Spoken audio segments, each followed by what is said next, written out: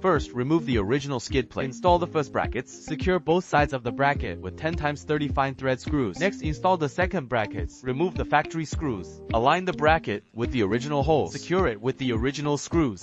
The brackets are installed. Front skid plate. Insert the radiator skid plate from inside the front bumper. The two front holes use 10x30 fine thread screws. The three rear holes use standard 10x30 screws. The second skid plate. Use standard 10x30 screws for the front holes. Rear holes use 10x30 fine thread screws.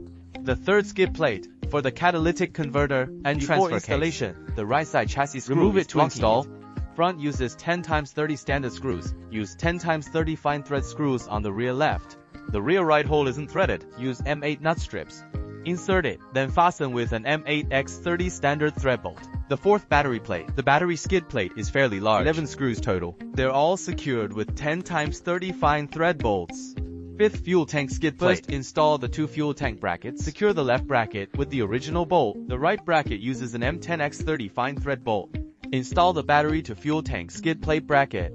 First, remove the two battery skid plate screws. Place in the bracket, then reinstall and tighten the screws. Once all brackets are in place, install the fuel tank skid plate fine thread bolts on both front sides. Use an M830 standard bolt in the middle. Secure both rear holes with M8X30 standard thread bolts. Rear motor skid plate 6. First, remove the rear motor screws. Align and secure the three brackets with the original screws.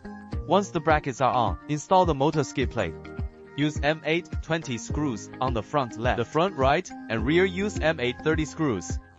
Finally, secure the radiator skid plate to the front bumper. Once the original screws are installed, tighten each screw securely. The new tank Hi4-Z's full skid plate set is installed.